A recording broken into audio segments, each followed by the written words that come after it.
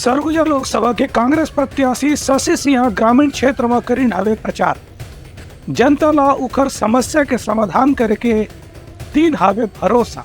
लोकसभा चुनाव में सरगुजा क्षेत्र से कांग्रेस के प्रत्याशी शशि सिंह लगातार ग्रामीण क्षेत्र में जनसंपर्क कर रहे थे। यही कड़ी में आज अंबिकापुर के चौपाटी में वह जनता से मुलाकात करी। वहाँ लोगन मन के समस्या सुन के उनका तत्काल हल करे के प्रयास करे के भरोसा होने दिवाई। ये मौका में स्थानीय लोगन मन के यहाँ के चौपाटी में बहुत अव्यवस्था देखे बर मिला थे।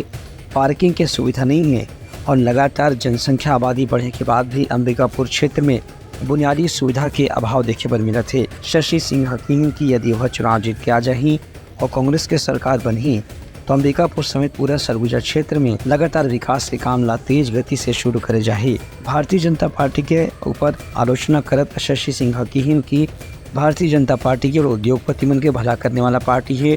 एक सरगुजा क्षेत्र के लगातार उपेक्षा होत रही से, लेकिन कांग्रेस जोन वादा करे है पूरा चुनाव जीते के बाद निश्चित रूप से पूरा करे जाही। चौपाटी वाली को भी कई समस्याएं होते हैं, यहाँ पानी की बिल्कुल सुविधा नहीं है, ये उन्होंने बताया। और व्हीकल्स गाड़ी रखने की भी यहाँ तकलीफ जा रही है।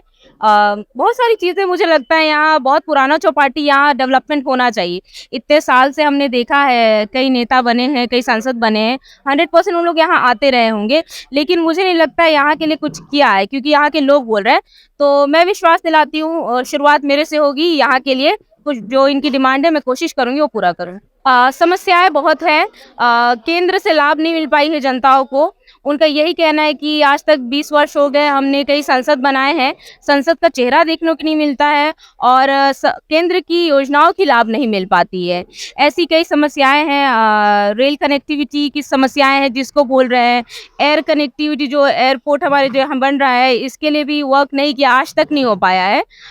ऐसी कई समस्याएं हैं यहाँ। अपने युवा लोगों की भी कई समस्याएं हैं, महिलाओं की भी कई समस्याएं हैं, रोजगार की समस्याएं, सब बोल रहे हैं। तो मुझे लगता है केंद्र से जो लाभकारी योजनाएं जो हमको मिलनी चाहिए वो नहीं मिल पाए हैं। उनका कहना है कि स्थानीय युवा बेरोजगार मन के समस्याओं पर अब तक की गंभीरता से ध्यान नहीं दे गए है, लेकिन यदि वो जीत के आए तो वो समस्या के समाधान पर स्थायी प्रयास जरूर करे जाही।